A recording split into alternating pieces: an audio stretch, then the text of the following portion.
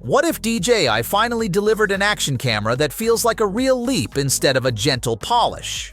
Today, we are unpacking the Osmo Action 6 leaks, FCC sightings, and insider whispers to figure out whether this is a headline grabber or a thoughtful refinement.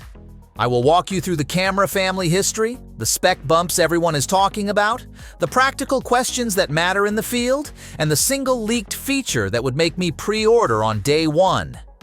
Stick with me, because the difference between a hype product and a usable tool is all in the execution.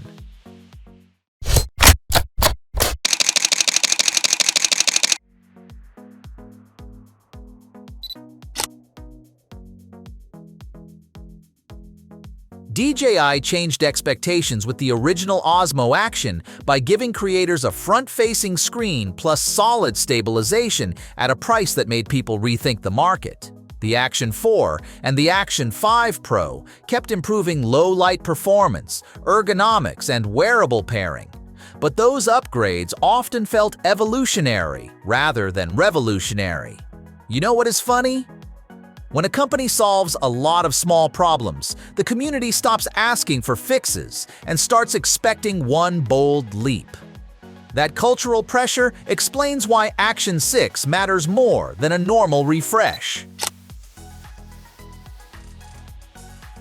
The leaks point to a much larger sensor, roughly 1 inch in size, and that is the kind of hardware bump that has real visible benefits.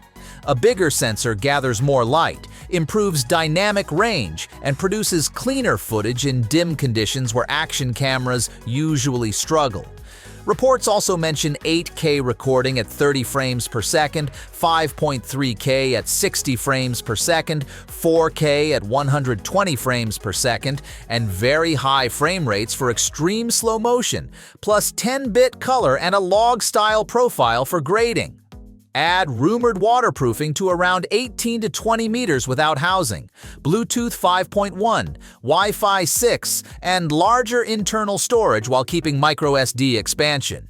And you suddenly have a package that appeals to both athletes and creators. Sexy specs only matter if the camera behaves reliably in real use. Can DJI keep the Action 6 cool during sustained high-resolution recording, or will overheating force throttles?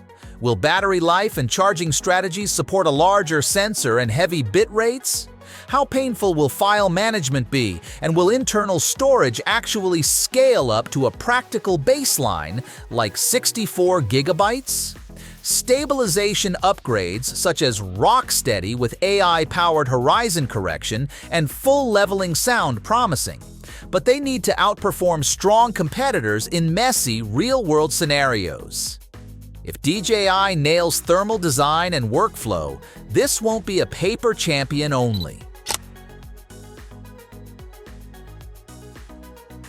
The most interesting leak to me is deeper wearable pairing. Imagine starting and stopping recording from your wrist, overlaying heart rate, speed, altitude, and dive depth onto footage in real time, and having telemetry automatically synced from devices like Apple Watch and Garmin. For athletes, that is huge because the watch becomes a remote and a live data hub, saving editing time and adding instant context to clips. For divers, it could mean better safety overlays and depth data baked into clips. This kind of ecosystem thinking is subtle, but it can change how people use and keep a camera. So, will the Osmo Action 6 be a revolution, or the smartest refinement yet? Based on the leaks, it has all the right ingredients. A larger sensor, ambitious resolution modes, smarter stabilization, and deep wearable integration. The real question is execution on thermal performance, battery, workflow, and price. If DJI gets those right, this camera could finally bridge action sports rigs and cinematic tools. What do you think? Which leaked feature would make you pre-order or upgrade? Drop your thoughts in the comments. We read everyone. Ever wondered if a pocketable drone could finally stop feeling like a compromise? Imagine palm-launchable convenience with footage that doesn't look like it was shot on a postcard from 2016. In this video, we're breaking down the Neo 2 rumors, release timing, specs, what DJI might have actually fixed from the original, and whether this thing could topple the Mini 5 Pro as the best travel drone for creators. I'll walk you through design changes, the camera upgrades everybody's whispering about, flight and tracking improvements, plus the bundles and price ranges the leaks keep repeating. Stick with me because near the end, I'll give a hard take on who should buy the Neo 2 and who should wait or spend a little more.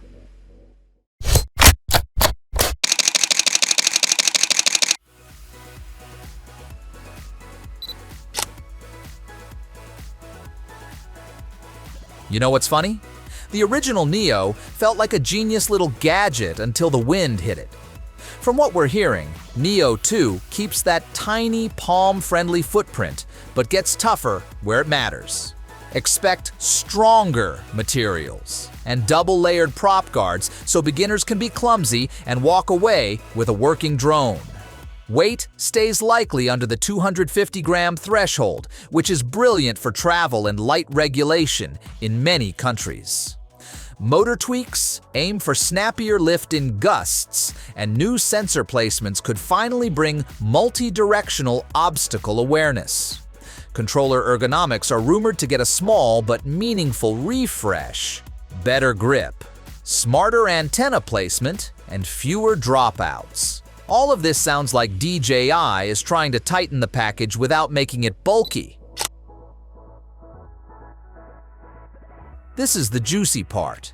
Leaks suggest a much bigger sensor than the original, roughly a 1.3-inch type, letting Neo 2 shoot 4K at 60 frames per second with better dynamic range and lower noise. Translation: smoother motion, nicer slow motion, and footage that grades better in post. Improved auto exposure, possibly a high dynamic range mode, and better electronic stabilization round out the rumors. There's even talk of RAW or log profiles for creators who want a color grade. If any of this is true, the Neo 2 moves from casual banger to something a lot more usable for semi-pro content without making you lug a bigger kit.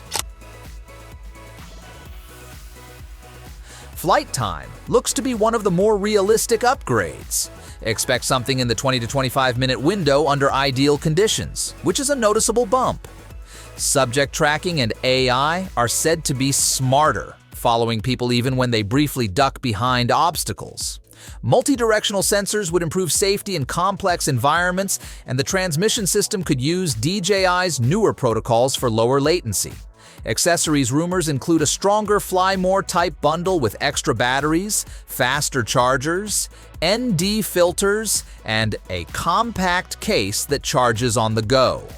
Controller options may range from a stripped-down remote for budget buyers to a higher-end controller with built-in screen for those who want a more stable filming setup.